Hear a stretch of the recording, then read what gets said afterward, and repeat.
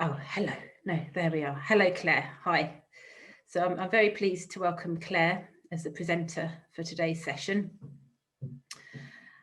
Just a little bit about Claire before I hand over. Claire is passionate about quality English teaching. She's a teacher trainer and an independent materials writer. She has 26 years of experience in ELT and ESL, specialising in infant and primary learners. Her publications include Cambridge Global English, that's stages 4 to 6, and the new Fun Skills exams course, levels 1 and 2. So if you're ready, Claire, over to you. Looking forward to it. Thank you. Okay.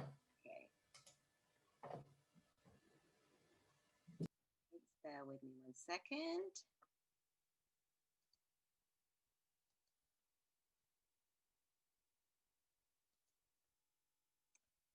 Okay, everyone. Okay, well, hello, everyone. Can you all hear me loud and clearly, I hope? Okay. So welcome to today's session, which is called The Image Generation.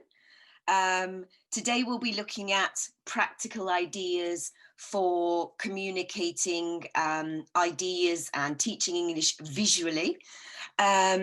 During this session, I'll be asking you to write some of your ideas in the chat box when we do some of the activities. As Jenny mentioned, there'll be a brief question and answer session at the end. So if you have any queries about some of the activities we talked about, then please write them in the question and answer box. Also, if you happen to have a piece of paper and a pen or a pencil just alongside you, you'll need that for one of the activities in the latter part of the session. Okay, so without further ado, let's begin. Many of you, as young learners teachers, will actually be teaching the image generation. So during this session, we'll be identifying who they are, their learning styles, and the impact this is having on their education and our teaching practices. So without further ado, let's begin. So the image generation, let's have a look. The image generation, who are they? Well, they span our entire primary system and are usually known as centennials, amongst other things. They're also known as true digital natives. That means they were all born post the iPad, tablets, etc. And most of them are born, I always think, with this index finger, or this one, depending on they're left or right-handed, slightly larger, and it usually has a built-in on-off button. We're obviously, as teachers, some older than others, aren't digital natives, and we've had to learn it kind of on the go. Now, this has a big impact on how they are now learning. So let's have a look at what these differences are compared to how we learnt when we were children. This generation see, think and communicate in images. They've been bombarded with them since birth, and it really is having a clear impact on their cognitive development and kind of the way they learn, but also their expectations they have of images in classroom in general and how we as teachers use them. So with this kind of, let's say, shift in mind, how is it affecting like the education systems and how we teach in general? The fact that these children see, think and communicate more in images than any other generation before them. Well, what's happening is there's a general shift moving away from what was the traditional auditory approach, although that is still evident in our teaching, to more image-led classes. We see this with interactive whiteboards, which I'm sure many of you use. We see it now like in textbooks. If you look at textbooks, they're usually very rich in images. Often the opening of a unit is a big image, big impactful image. that we want children to talk about. So there is a clear shift. And this is actually beginning to have quite an impact on actually English teaching curricula. And there are some countries which are now incorporating this type of learning with images into the curriculum. As far as I'm aware at the moment, Australia and Canada already have these two items, new skills in their English language curriculum. So one is viewing, which is understanding visual media, and the other is representing, so communicating ideas and information through a variety of different media. So what does this mean? It means these two new skills, literary skills, are sitting now alongside reading and writing. So what kind of impact is this having on our teaching? And what is visual media? Let's just establish exactly what I mean by that. So think about the children you teach, or if you have children of your own, how much visual media are they actually exposed to in their daily lives? I mean, just think about the video games, the memes, the online ads, the emoticons, the emojis. It's all there, and it's boom, boom, boom, boom, all day. Now, how is this all impacting on their cognitive development? How do they navigate this image-driven world? Well, what researchers are noticing is that they need skills that often are not innate. We're not born with them to navigate this world safely, which is extremely important in this day and age, and competently. So let's have a look at what we're talking about, what I mean by that. So we hear about fake news, yeah? It's being able to criticize, being able to dissect, being able to know what's real from what's wrong, to know what could be dangerous, to know what's perhaps acceptable. So how does this impact on the teaching? Okay, so let's move on to the next slide. Okay, within this new curricula that we're talking about with viewing and representing, we have new skills, new 21st century critical thinking skills. And I've called these visual literacy skills, which can be termed as follows: the ability to interpret an image, the ability to recognize an image, to appreciate, understand, evaluate, and to create. Okay, so I'm going to coin a phrase from someone called, if you've seen my blog I wrote a few weeks ago on this, it's from Pitt Corder, who did a seminal study many years ago. This was in the late 60s, and it was called The Visual Element in Language Teaching. And he used something which I really think, well, I'm going to coin his phrase because it really just puts it in a nutshell, that we need to make a distinction between talking about images and changing that to talking with images. So perhaps if you remember when you learned English, or you started to learn English, you did English exams, speaking exam for a second, they give you a photo, yeah? And you say, well, in the background, there is a table and a chair, there is a picture on the wall, and in the foreground, I can see, do you remember all that? I did when I learned French, for example. Well, when we talk about talking with images, this is the kind of thing we're talking about, visual literacy skills. What do they recognize in a picture? Is this something that's familiar to them? What do they appreciate about it? Do they like it? Do they not like it? Why don't they like it? What do they understand from it? What's the message? And how does it make them feel, if that's relevant to the image you're showing them? Okay, so it's kind of like just turning it kind of a little bit on the head and looking at things from a different angle, if you like, when we're teaching English to this image generation. So often with the children in my class, and I've taught from infant through to primary, you know, when you look through so if I want them to look at something, I'm saying, look carefully, everyone. So all the young children will pretend they're looking through glasses. I often like this as a classroom management technique as well. So I'd say, look at me, everyone, look at me. Well, perhaps this time I want the children to look at an image through a different angle, and us too as teachers. So we try something like, I'm gonna have to take my glasses off for this, something like this. So can you all try this? This is very good for your wrists, by the way. But this is the way of looking at things from a slightly different angle. Not just image as decorative, not just image as a support for language learning, but image where children can talk with images. So, shake out the wrists. Okay, so could we do more to unlock the potential of the image in the classroom?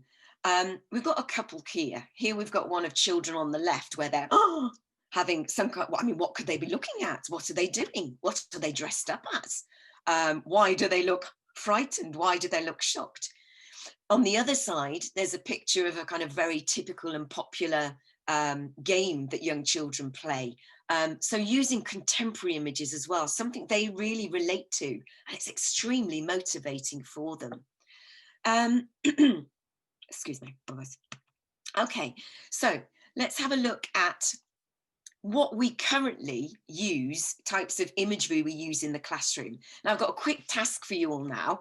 How many visual, let's say, tools can you identify in this word snake? Okay, so can you write some quick count, and how many can you see in this word snake? And also, are there ones missing? Do you use any other types of imagery apart from videos, flashcards, etc. in the classroom? Okay. Okay, yeah. Okay, good. Okay, great. So if we go through these, we've got flashcards, photographs, storybooks, apps, mind maps, graphs, slideshows, posters, videos, infographs, diagrams, YouTube videos, storyboards, digital games, and perhaps a whole host more that you also use. Okay, so types of images that could be creative or provoke a reaction in young learners. Remember, we want them to be motivated. We want them to draw them into the activity. So we have to remember that they have very high expectations of images, these children. And if they're not interested in an image, it means they're not engaged and they're not motivated. So here I've chosen 3 different images which could be used to talk about different topics, typical primary topics. So could you identify what these topics could actually be used to talk about? Okay. So we've got the first one. I've called this a creative image. And as you can see, it's full of fruit and vegetable. So it's a bit like the Potato Man, but added. Yeah. So children can identify what his body's made from, what his arms are made from, what his head's made from. And as a springboard to something more creative, they could, as I'm sure you can guess, is they can draw or make their own and then talk about their fruit and vegetable character and give it perhaps a name. Okay. Also, choosing images that can be funny, ones which provoke a reaction. So if you have a look at this here, this lizard or chameleon, I think it might be, is playing an instrument. So in this particular image, it could be used to talk about musical instruments. And we can say, oh, well, the lizard or the chameleon is playing a guitar. Do you like playing guitar? And then what do we have at the bottom? Well, we have another type of image which reflects games, video games they might play. And this could link to a narrative, for example, where they talk about, you know, what's the name of the character? Where's the boat going? Who lives in these houses? What do you think it's called? Which house will be your house? So all these kind of things that make it just a little bit more contemporary, more upbeat, and more in line with the type of images children see in their real lives, let's say, outside of the classroom. Okay, so let's move on to, so for example, this is what I was talking about before with the animals playing musical instruments. Here we've got examples, pins from Pinterest. I'm not sure whether you use Pinterest, but this can be a really good visual resource for teachers to find funny and intriguing photos for children to use in class. So for example, if we were looking at this one, we would say, oh my, well, there's a tree frog playing a harp. What else can you see? Ah, that's right, there's a cat playing a guitar, or another cat playing a flute. Okay, obviously children, depending on the age of your children, you can't have a Pinterest account until you're 13. So this would be a useful, I think, teacher's resource for the classroom. But obviously if you have children over the age of 13 and they're permitted to use Pinterest, then they can actually create their own portfolios of images outside of the classroom to then bring them back in, and presentations as well. Okay, this one. Before we had an image of a digital world. Now, digital, we use a lot in the classroom. And in fact, all editorials and lots of materials are offered to teachers where we do a lot of like matching activities through digital games.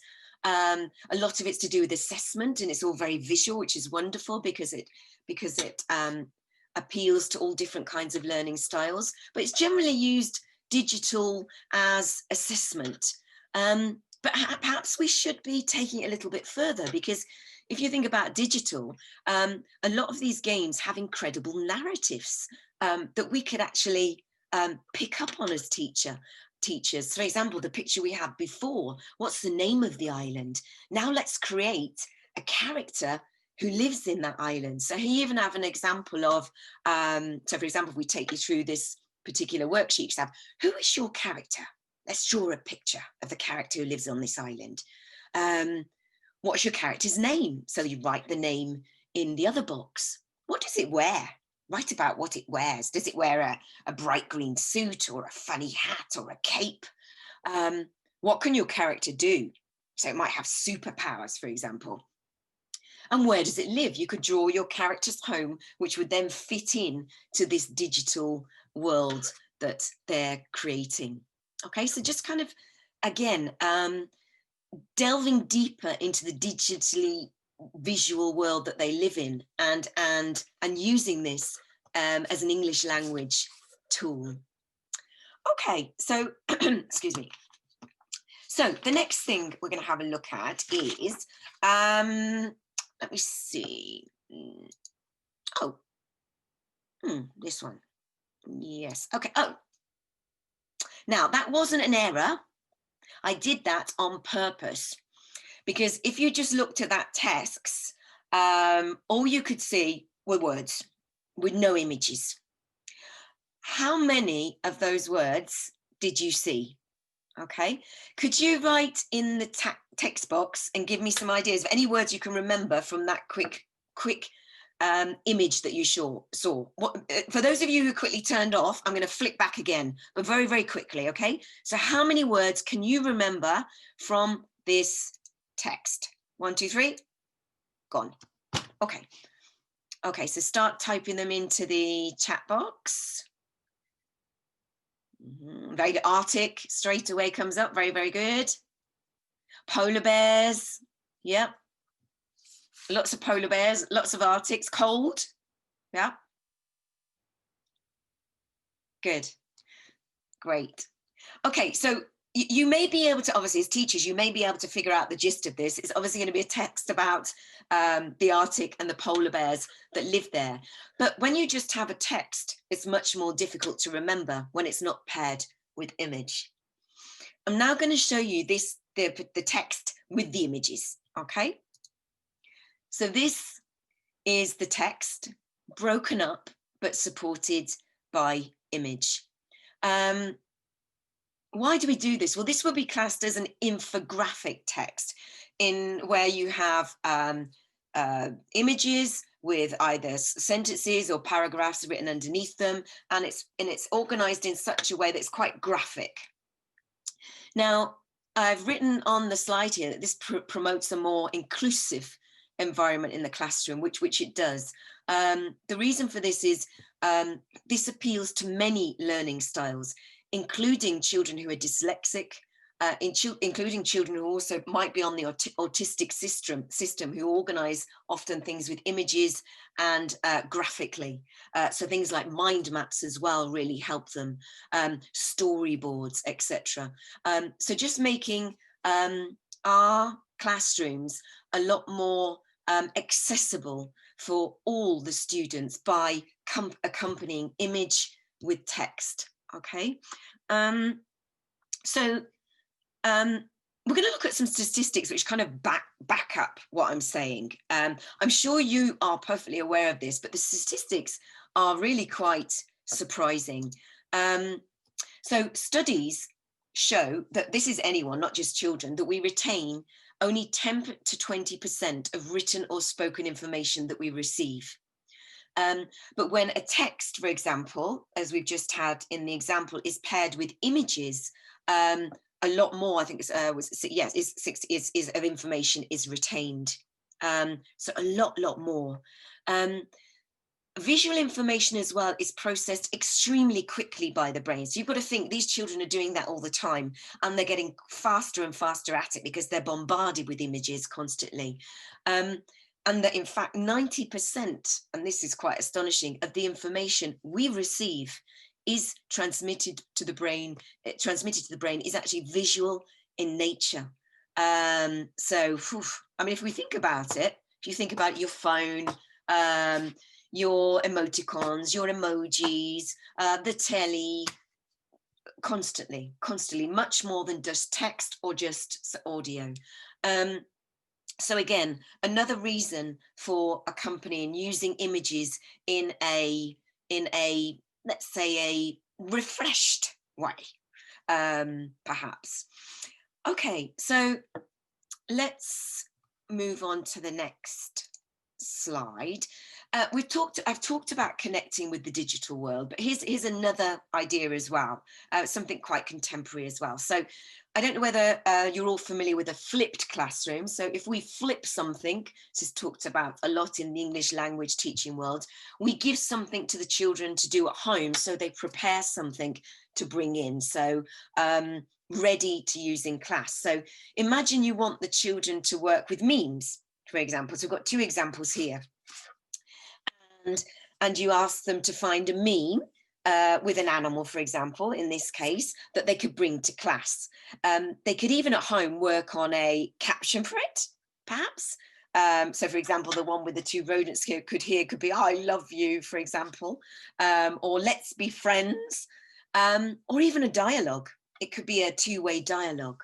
And the children could bring in their memes with their captions and present them in class. So a lot more learner-centered learning here. So what I'd like you to have a go at is, if you were to write a caption, for example, about the animals, the giraffe, the elephant, and the camel crossing, I believe it's, Fifth Avenue, what caption would you write? Have a little think about what caption you would write, or even what the children might write. Okay, let's have a look. So you've got a giraffe, an elephant, and a camel crossing a zebra crossing on Fifth Avenue. Quite a strange scenario. Okay. Okay, so we've got, is there a McDonald's round here? Okay, yeah. Can we go home now? Okay, so there's lots of, yeah. Okay, so yeah, lots of,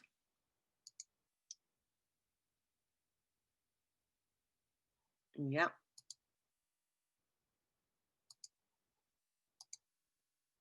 Okay. Concrete jungle, yeah. Where is the best food we've got? Says, we're fed up of this hard life. Yeah, people are destroying the environment. Seeing a friend, so lovely, lovely. You call that a zebra? Oh, that's very good. Who did that one? You call that a zebra? Excellent. Are we there? Let's be friends. Brilliant, brilliant. The Beatles, someone said. Let's find a park, let's hug, there's a traffic jam, wear the mask. Now let's have a coffee at Starbucks. Great, some really great ideas. So if you can imagine the children doing these, probably on a slightly simpler level, but then you can make a lovely meme collage in your classroom with all these either dialogues or captions. Again, this is motivating for children, and it also helps with dialogues. They can act out the dialogue too. So working with memes in the classroom. Okay, let's move swiftly on. Oh, I wanted to mention as well, I've written in their bottom photobabble.com, and here is where the children can actually, if you have a look at the site, children actually put their meme in it's kind of where they can put it in a caption. It's all digitally done. It's very, very simple to use, and it's appropriate for young children as well. So have a look at that if you want to explore it a little bit further. Okay, but we don't have to just be contemporary and digital and everything else. We can connect with art, classic art. So here we've got an example of a piece of classic art. Do you recognize this? Write it in the chat box if you can recognize this particular, you art buffs out there, if you can recognize this particular art. It is Van Gogh. It's The Bedroom by Van Gogh. Yes, you've all got that. Easy one. Okay. Oh, no, I wasn't supposed to do that. Quickly, off. Okay, so this I'd call a word wheel. And again, the reason for doing a word wheel, again, is to draw in, make image more graphic. Children can label what they can see, so they can recognize what they see in a picture and put, well, I can see pictures, a mirror, window, pillows, a bed. But how can we take this even further? We could ask the children, whose room do you think this is? Is he young? Is she old? Who do you think lived here? You could ask, what do you think the house actually looks like from the outside? And then perhaps you could use, I've got a post, I didn't put this on the slides, but this is actually the house. This is the yellow house here, if you can see that, where Van Gogh lived in Arles for some time. So this is the bedroom in this house. But perhaps children could draw what they think the house looks like from the outside as well. And then something like this, which is an origami yellow house. I haven't got time to make this for you, but I'm going to open it to show you how easy it is, because this is just a A4 piece of paper, which you fold like this, and then you fold in the sides, and voila, you have a origami yellow house. Obviously, there's lots of tutorials online to making houses, and even more complicated than this, but this at primary I've always used for years and years when I've been teaching the house, and children love it, and having something creative that they've done on their own at the end. Okay, so let's have a look. So connecting with art. This could go even slightly further, and I clicked on it before, so I think you might have a clue. But if I were to give, we won't do the, well, we won't do the drawing, we won't do a drawing dictation, but you could have done a drawing dictation with this one with the children. But I'm going to read a description of another one of Van Gogh's paintings, okay? So, and guess what the name of it is. So a village, this is for you, the adults, slightly more advanced, lies at the bottom of the rolling hills. So imagine you're drawing the rolling hills in a village. It's evening, so it's dark, and the stars are lighting up the blue sky. There are lots of stars. You draw lots of stars in the sky. There are swirling clouds and a big full moon. You draw a big full moon. And a large silhouetted tree is in the foreground. So, can anyone tell me which work of art, Van Gogh's, I'm describing? Yes, you've all got it already. I don't know if I showed it before, but the Starry Night. So this is also a really nice one for primary learners, because it's simple and it's something they can even produce themselves. One way, quickly, I'll explain. One way is to paint, if you wait, or children could do it at home, paint a dark blue background. And for the swirly clouds with crayons, white, yellow crayons, they can draw the swirly clouds, then paint on the stars. And they could even then draw their own house in the village. Where would they put their house in the village? Would it be at the top of the mountain? Would it be at the bottom with the village? And why is that? Children could say why, again, giving their opinion. How do they feel about it? Well, my house is at the top of the hill because I want to have a good view and I want some peace and quiet, for example. So making it more personal and drawing everything we can out of an image to make it a personal experience for the children. Okay, so we're going to start to bring this to an end now because I'm seeing almost half an hour's up. So to sum up, I hope this session's been, well, provided some food for thought more than anything else, because I'm sure as primary teachers, as I've always done, I've always used lots of images in the classroom, but maybe I haven't used them to their full potential. Maybe I can unlock it more and make it more of an experience for the children, make it more contemporary, perhaps make it more creative, perhaps think more about the types of images I'm showing the children to engage them and make them motivated. So I think it's just a case of taking things to a different level. And maybe, as I said, looking at things she says, in a different way with her glasses on. So I'd like to end with these poignant words, which I'm sure there's a Starry Night, from which I'm sure you've heard before, from this Confucian scholar. What I hear, I forget. What I see, I remember. And what I do, I understand. And I think he makes quite an important point about learning here, that perhaps hearing is not as good as seeing, and seeing is not as good as experience. And true learning is only really evident when experience produces an action or a reaction. So I think in our English classrooms, by marrying these last two, the seeing and the doing, and perhaps even the critical thinking we're requiring them to do, I think we can create more of a balance, or even a perfect balance, for creating an inclusive, more contemporary and learner-centered environment in our English classrooms. So that's the end of this brief session. I hope it's given you some food for thought. Obviously, I hope you're going to explore this even further in your classrooms.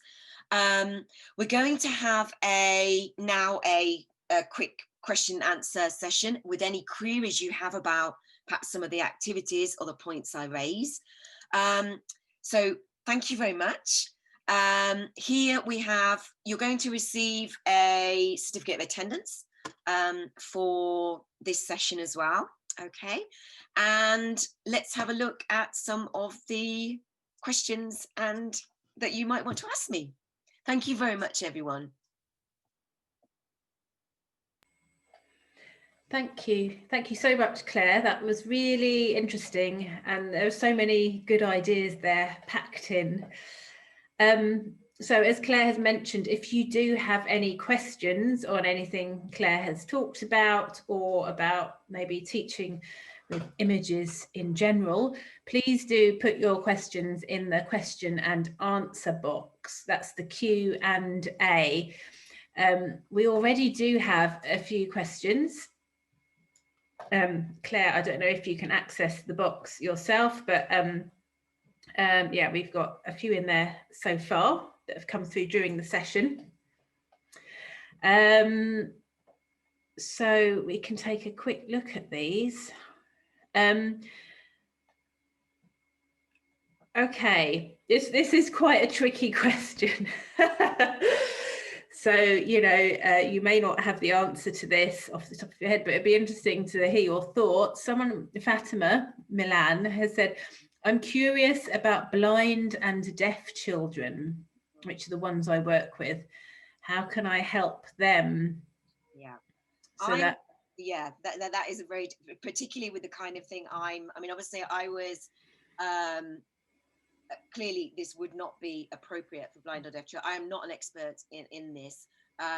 When I was talking about being more inclusive in this type of session, I was referring more to perhaps dyslexic children and possibly autistic children.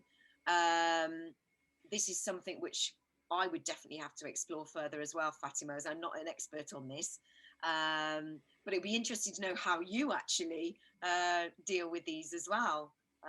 It'd be fascinating to hear how you go about this in the classroom for teaching English. Yeah, thank you, Claire. I mean, I imagine there is more scope with images. I can imagine there's more scope with the visual side of things with deaf children than there is with blind. But with either way, learning English is going to be a challenge, or even their own language.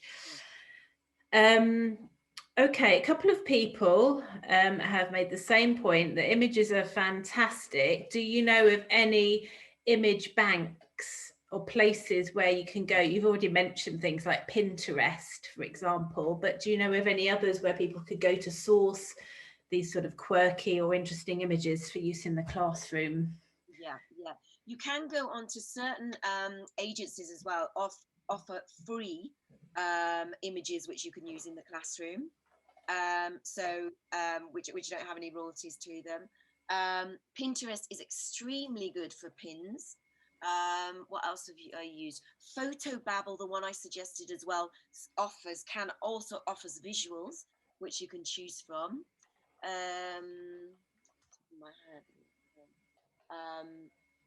And often even just typing in what you request, some image sites come up as well. So if you're looking for animals playing musical instruments, you may get a list of, as long as they're good sites, where you might find images for use in your classroom. Yeah, I mean, you can just go to the search engine, Google, something like that, type in royalty-free images and see which image banks come up. I mean, that's something. That's right. I do that quite a lot, and they can be used for classroom use, obviously. And there is a whole host of them. Usually you'll find what you need. Yeah. Quick request, Claire, before I get to the next question. Would it be possible to put your end screen up again? Right. Just before we sort of carry on. Okay. Yeah. Brilliant. Okay. So some people are asking for the older students. So for example, teenagers. I know we've looked mainly at younger learners in this presentation, but if you have teenagers or 14 to 17 years old, is there a way of adapting this to teaching older students, would you say? I think there is. I'm of the belief that often when primary students move to secondary school, suddenly they're void of images in classrooms, for example. And I think many of the activities that we've done today are perfectly adaptable for higher level. Whether that I suggested they do presentations with Pinterest, whether it be talking about works of art, whether it be just choosing slightly more advanced, age appropriate photos. But I felt most of what we've done today can just be graded up. And I think a lot more images should be used with older students as well. Yeah, definitely. I mean, it's stimulating for anyone of any age. I mean, even for us of the older generation, I would say, we're now surrounded by it, social media all the time. So yeah. Okay, this is an interesting question, and I'm guessing it refers to those images that you asked us to caption and the idea of creating memes. So Carmen is asking, how can we create the motivation to write memes in a second language? My second graders aren't really confident to express in another language. So it's about building confidence to be able to do these things that are quite fun and interactive. I think if you start off with the fun element, and I've done this activity with my students, who are in fact at the moment slightly older than they're also young teenagers I teach at the moment.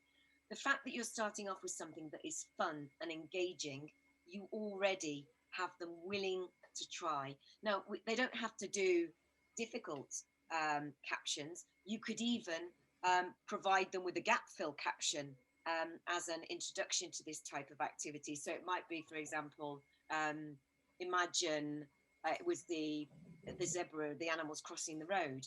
It could be can we, or are we going to, and you can fill in the amount of words that you want them to, you can provide them with this scaffolding, if you like. It might be, where do you think they're going? And you could have they are going to, and they complete the sentence. So I think it's just scaffolding it slightly if they need it. And with more advanced students, don't scaffold it at all. Yeah.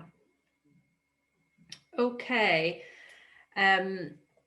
Pina, actually a couple of people, I'll summarize this because we don't have too much time yet, just asking for any apps or sort of programs online that are any good at creating things like posters or photo stories, or anything you can recommend or have used. Some of them, I've looked into a few. The problem with Photobubble is a good one.